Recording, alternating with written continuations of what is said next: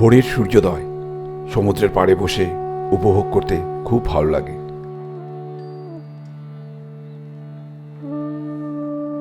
সোনালি ঢেউ ভোরের সমুদ্রের এক রঙিন রূপ সৃষ্টি করে, যা এনে দিয়েছে আমার চোখে তৃপ্তি। সূর্যের আলো বাড়তেই সমুদ্রে ছড়িয়ে থাকা সোনালি রং উধাও।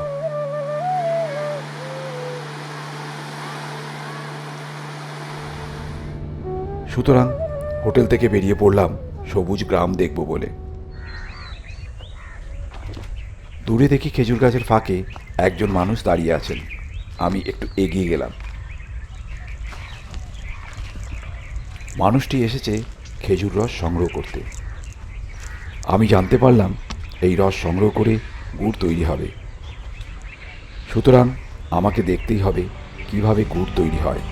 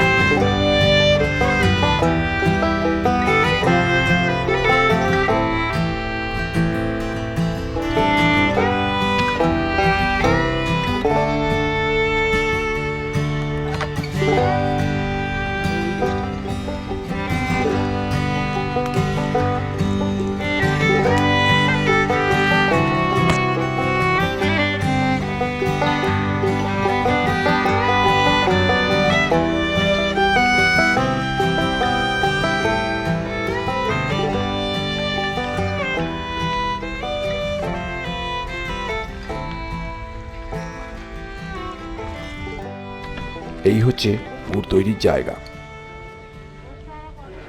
গ্রামের চারিদিক থেকে খেজুর গাছের রস সংগ্রহ করে নিয়ে এসেছে। আচ্ছা ভাই, এই সকালবেলায় তো তুমি রস নিয়ে আসলে, কিন্তু এখানে কটা গাছের রস হতে পারে? 50 থেকে 60টা গাছের হবে তো? আচ্ছা, এখানে কত লিটার আছে আপনার আন্দাজ? 200 লিটারের মতন হবে। 200 লিটারের মতো হবে, তাই তো? আচ্ছা।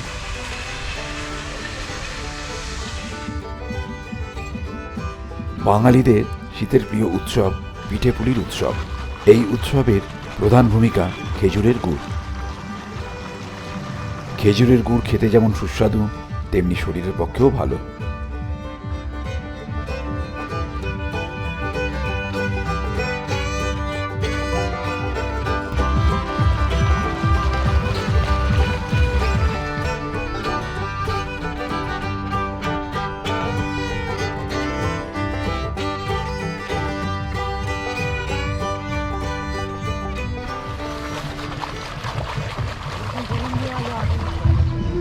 আচ্ছা কাকা, আপনার নাম? 50 মান্না। আচ্ছা, কি আরেকবার বলুন? 50 মান্না।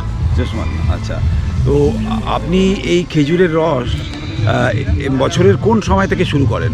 ওই ধরুন দুর্গাপুজোর আগে দুর্গাপুজোর আগে থেকে শুরু করে এই ফেব্রুয়ারি মাসে এই 10 তারিখ পর্যন্ত থাকি। এই ফেব্রুয়ারি মাসে 10 তারিখ পর্যন্ত করেন? আচ্ছা, মানে প্রত্যেক বছরের মতো কি এবছরও কি রস একই ভালো পাচ্ছেন? না, ওই আমফান ঝড়ে রস পাইনি। আমফান ঝড়ের জন্য এবার রসটা কম হচ্ছে? আচ্ছা, কি আমফান ঝড়ে গাছ নষ্ট হয়ে গেছে? হ্যাঁ, হাওয়াতে গাছ ই করে দিয়ে গেছে, কলা হাওয়া করে দিয়ে গেছে। আচ্ছা আচ্ছা আচ্ছা, সেই জন্য রসটা কম হচ্ছে। কম হচ্ছে। আচ্ছা, মানে আপনি দীর্ঘদিন বৃষ্টি নেই। আচ্ছা, বৃষ্টির সঙ্গে এই রসেরও একটা সম্পর্ক আছে? গাছটা বৃষ্টি হলে গাছটার রস ভালো হয়। বৃষ্টি হলে গাছটা রস ভালো। 4-5 মাস রস বৃষ্টি হয়নি না, এর ফলে রসটাও কম হচ্ছে।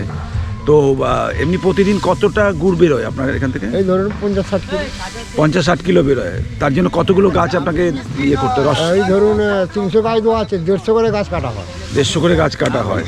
আর এই যে গাছগুলো যাদের কাছ থেকে, যাদের বাড়ি নিচ্ছেন, ওদের গাছ প্রতি 4 কেজি করে গুড় দিতে হয়। সেটা কি বছরে? মানে সিজন 3 মাস। আচ্ছা, 3 মাসে ওই 4 কেজি গুড় প্রত্যেকটা গাছ অনুযায়ী দিতে হয়। আচ্ছা, তাতে কি আপনার লাভ হচ্ছে? লাভ ক্ষতি ওই ধরুন আমরা যেটা খাচ্ছি সেটা পাচ্ছি। আপনারা যেটা খাচ্ছেন সেটাই পাচ্ছেন? সব বছর সেগুলো লাভ হয় না। সব বছর লাভ হয় না? এবছর তো মানে লস, কেননা রস না নেই না, লস হবে, তাই তো? আচ্ছা আচ্ছা। আর যেই ঘরের লোকগুলো খাচ্ছে তো সেইগুলো পয়সা পাই। আচ্ছা, মানে বাড়ির আপনার সবাই? বাড়ি আমার সবাই, আমার 6 জন লোক বাড়িতে থেকে এসে। এখানে থাকছেন? ও এখানেই থাকছেন? হ্যাঁ। এমনি বাড়ি কোথায় আপনার? বাড়ি আমাদের খেজুরি, খেজুরিতে? খেজুরি থানা। খেজুরি থানাতে। আচ্ছা, ওখান থেকে এসে 3 মাস এখানেই থাকেন? বাকি তারপর বাড়ি চলে যাই। আবার বাড়ি চলে যান, যা রোজগার হলো আবার চলে যান। হ্যাঁ, আবার চলে যাই। তো এই বিক্রিটা কিভাবে করেন? এই খেজুরিটা খুচরো করা হয়, পাইকারি চলে যায়, পাইকারিও চলে যায়? কাছে চিজে আসা হয়। সে কি ব্যাপারীরা আসে এখানে? না না, ও আমাকে নিয়ে যেতে হয়। নিয়ে যেতে হয়? তাতে পয়সা পেতে অসুবিধা হয় না? না না, মানে মানে বাকি ধার হলেও ওরা দিয়ে দেয়। দিয়ে দেয়, কোনো সমস্যা? ধরা হয় না, কোনো সমস্যা হয় না। কোনো সমস্যা হয় না। আচ্ছা, আর এই যে রস কালেকশনের জন্য কখন বেরোন? সকালে? সকালে ভোর 5টায়। ভোর 5টায় বেরোন, তারপরে সেখান থেকে রস কালেকশন করে এই এখন আপনি ওই বসাচ্ছেন? এখন কটা বাজে? এখন ওই 7:30 8টা বাজে? ওই 8টা পর্যন্ত। 8টা পর্যন্ত রস কালেকশন করেন করে তারপরে এটা কতক্ষণ লাগে তৈরি হতে? ওটা ধরুন ওই 12টা 1টা বেজে যাবে। 12টা 1টা বেজে যাবে তৈরি হতে? ঘরের জাল তো। আচ্ছা আচ্ছা আচ্ছা, ঘরের জাল লাগিয়ে হ্যাঁ রাখতে হয়। হ্যাঁ হ্যাঁ। আপনারা কি ওই মানে নরম গুড়টা করেন না শক্ত গুঁড়ো করেন? না, পাটালিও করতে হয় আর এই নরম গুড়টাও করতে হয়। নরম গুড়টা করতে হয়? দুটো আচ্ছা আচ্ছা, দুটোই করতে হয়। তো কোনটা বেশি বিক্রি হয়? বেশি দুটোই সমান সমান বিক্রি হয়। সমান সমান বিক্রি হয়? আচ্ছা আচ্ছা গুড়ের ভাগটা একটু বেশি বিক্রি হয়, আচ্ছা। আর পাটালি একটু কম হয়। কম হয় গুড়? আচ্ছা আচ্ছা। তো এটা ক ঘন্টা লাগবে এটা আপনার হতে? এটা ধরুন এখন কটা 8টা বাজে তো, হ্যাঁ। ওই 3-4 ঘন্টা লাগে। 3-4 12টার সময় 12টার সময় হয়ে যাবে, তাই তো? আচ্ছা আচ্ছা, ঠিক আছে, ধন্যবাদ দাদা।